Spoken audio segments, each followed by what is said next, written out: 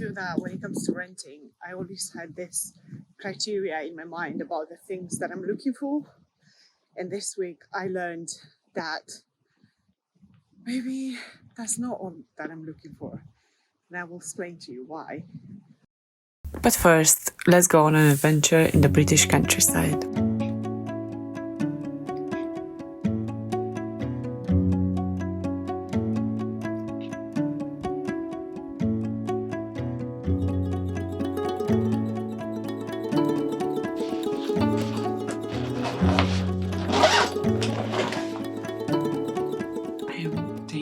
The tripod for the first time in a hike, so I'll see how it goes. Is it gonna be very inconvenient? I don't know, we'll find out.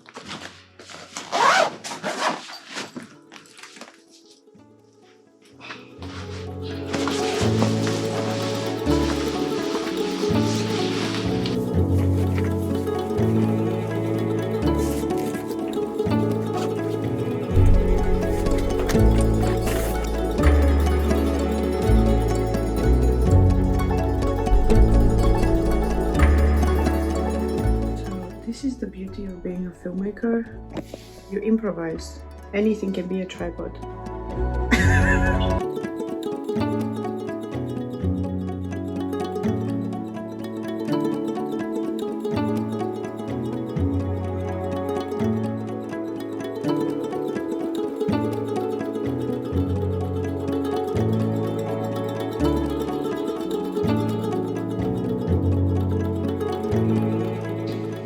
This body looks like I'm following him. I don't know.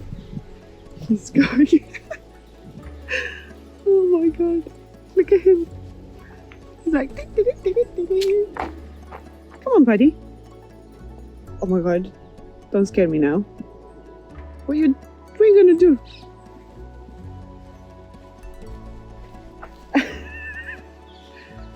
He's coming with us, guys.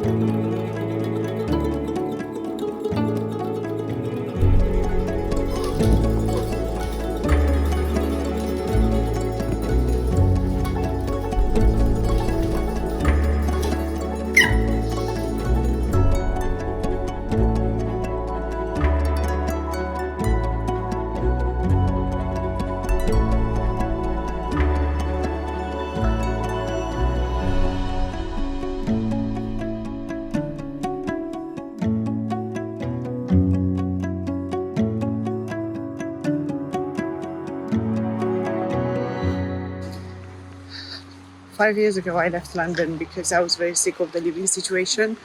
I realized my financial situation was not changing, so then I couldn't change my living context. So I wanted to leave, to be able to live in a flat by myself. I wanted to get a cat at the time. So this was one of the main reasons why I chose to leave London and the UK, especially. And now coming back here, I got to that point where I'm like, okay, I have to go through this, which means finding a home, a house share, a room in a house share. Wait, because I'm literally crossing the street. Okay, so I have to go through this hurdle because there are so many other reasons why I want to stay here in this country and why I feel this country is suitable for me. But now I have to go through this, which is renting and finding a house. In 6 years, in all my 6 years that I lived in here, I lived in maybe 12 places, which I know some people find it crazy because you get people that move maybe once or twice, but I moved so many times just because I made a lot of bad choices when it comes to these houses, and they ended up being very unsuitable experiences, and I just couldn't deal with them anymore, and they were unbearable. So then I would have to move very quick. So that's why you guys can understand that I have this emotional baggage attached to the whole concept of me finding a house share where I can live and feel comfortable in it. However, that's not to say that I've learned a lot from my past experiences and I'm not in the financial situation that I was years ago, which means I'm not a student. I don't work three days a week. I have some requirements in my mind about how the room and especially the house I want it to look like. So yeah, my current circumstances have changed a lot since those past few years, and I'm both excited and scared about this prospect of finding the right place.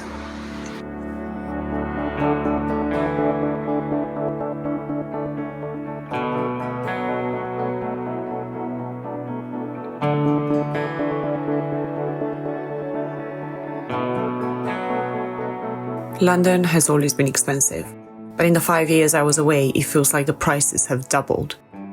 Coming back, I knew finding a room in a share house would be a challenge, but I didn't expect it to feel like such a maze. There are the must-haves, the nice-to-haves, and the things I have to compromise on. And then there's my cat. Twice now, a colleague from work has asked me why I don't just leave him with my mum. But he's not luggage I can drop off. He is my responsibility. My mum was only a temporary safety net while I got back on my feet. The truth is, I want him here with me. I know the logistics will be complicated, but that doesn't change the fact that he's part of my life. And I'm determined to make it work. Okay, I hope you guys can hear me because there's a lot of wind, but last weekend I visited Leighton and Leighton. I actually have a video where I speak about this, if you guys want to watch it. So I went on Friday to see this room, and in the pictures it looked actually there was a house with 3 available rooms. One was single, 2 were double. In the pictures it looked clean, it looked nice and cozy, but in the moment that I got there, things were literally not it. And when I say that, you will understand what I mean. There's a plane as well. Oh, but look at this. Oh, this view. Sorry, I got distracted. First by the plane and then by this beautiful view in the sky. Okay, so as I was saying, I went there and the house felt so cold, so dirty, exactly the opposite of what I'm looking for in a house. And I'm so glad I had this experience because I feel like I've had some mental idea of, I had some ideas in my head about how I want the house to look like, where I want it to be, what's the budget, the requirements, all these things. But I've realized I overlooked something very important, and that's the feeling. So I have to have a feeling that even though it's a house share, it has that cozy home vibe, which obviously I'm not going to get it at its most because it is a share house, right? But at the same time, I have lived before. In my last house that I lived in when I was living here, it was that kind of homey vibe. And it doesn't have to be the most modern looking house. It just has to have a feeling, a vibe to it. I know maybe it just sounds a bit like crazy, but it's something that you feel it, you feel that warmth and that welcoming energy to it. So this house was definitely, it actually reminded me of some old houses that I lived in before, and they felt cold and very impersonal and very transactional, I feel like saying. So even though it wasn't the right place for me, I was so happy to have this experience and to make it more clear in my mind what I'm looking for. Apart from those requirements that I have, what's negotiable, what's non-negotiable, I feel that my intuition has to say, right, you could feel good in this place. And that's one of the things that I'm looking for. So yeah, that was it. That was the first visit. I have exchanged messages with 2 other properties before, but one of them said one of the housemates is allergic to cats, and the other one was a bit chaotic in the way they were communicating. So I felt something is just not right. You know, that's the thing with London. It's a big city. It's so many type of people and so many type of environments that it's very easy to feel unsafe and very easy to feel that you're maybe not making the right choices and to doubt yourself. But as long as you're being careful and you know how to filter, and I'm not talking just to when you're looking on the websites for rent, but in general, when it comes to every type of experience, if you listen to your gut and obviously look for things in a rational way, but the combination of these two things will hopefully keep you away from bad experiences. So yeah, that's that. But I'm still looking, I'm still searching for that right place, and I hope it will come sooner. I know it's going to come sooner or later, but yeah, I do want it to feel right in my heart, you know. We are so used to living our lives with our minds, lists to make, boxes to tick, schedules to follow, deadlines to meet. We've trained our brains to operate this way in almost every situation. It gives us a sense of control, but often it's a false one, because in the process we silence our soul's desires.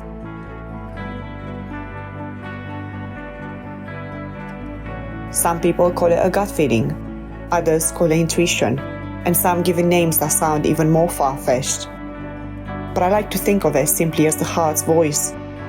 It's that quiet certainty you feel when the circumstances seem to dictate one outcome, yet something deep inside you tells you otherwise, a sense of right or wrong that logic can't quite explain. That's where the battle between heart and mind begins. And ultimately, the choice is ours. After that viewing, my heart spoke louder than my fears, and it guided me toward a more authentic decision, one not built on checklists, but on truth.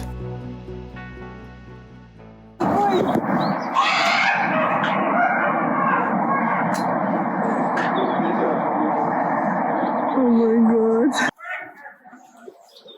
Okay, this is scary. A little bit. We can sing here.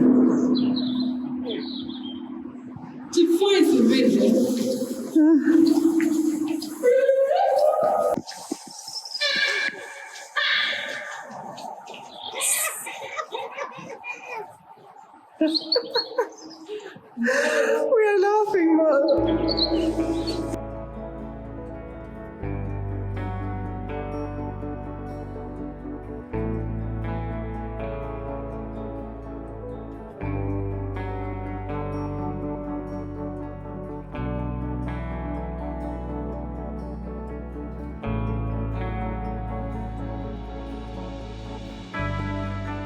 honestly, seeing all these cottages and little houses just makes you think about wanting a house of your own when you're coming. You're like, oh my god, this is the life. It's so quiet down here. It's beautiful. It's just so cozy, you know, having your own house. Imagine a little cottage. What are you having? An apple? Eh. Oh my god. Oh. She's not enjoying that. She's not enjoying that.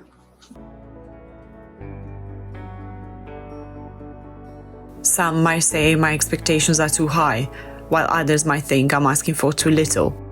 But I've come to believe that what truly matters is being aware of where we are in our own journeys. When we pause to reflect, we can curate the circumstances of our lives with more intention, rather than simply accepting whatever falls into place. Finding the right place may not happen exactly as I imagine, and the process can feel uncertain at times. But I'm grateful that I'm not being rushed or forced by circumstance into choices that don't feel right. There's a certain freedom in having the space to wait, to listen, and to choose carefully. Because sometimes the patience to hold out for what feels true is just as important as the decision itself.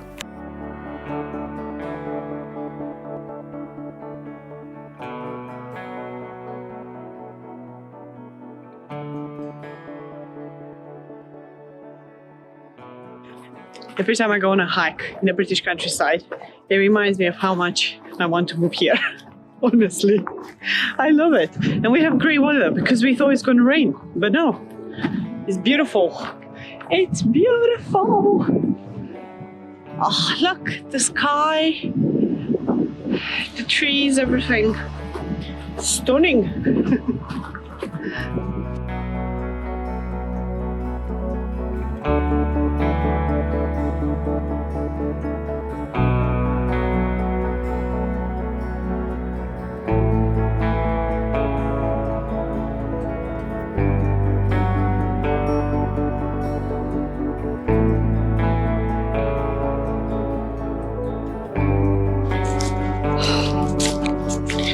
We are nearly at the end. Nearly at the end. Oh my god. What's happened? What's happened?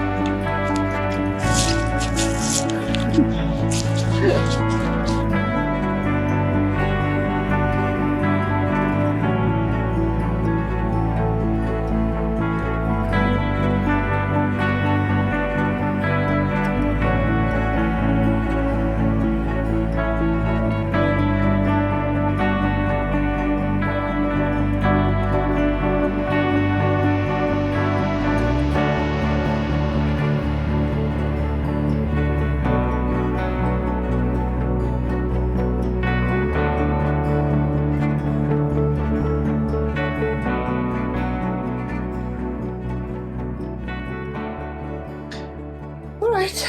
Oh. Well, I'm a little disheveled. Just got back home and this was a great hike, honestly. It wasn't too long, it wasn't too short, so it was just enough for us to get tired. The good exhaustion, as my brother-in-law says. My room hunting is still going on. As I've mentioned before, I'm happy I have clarity about what I'm looking for.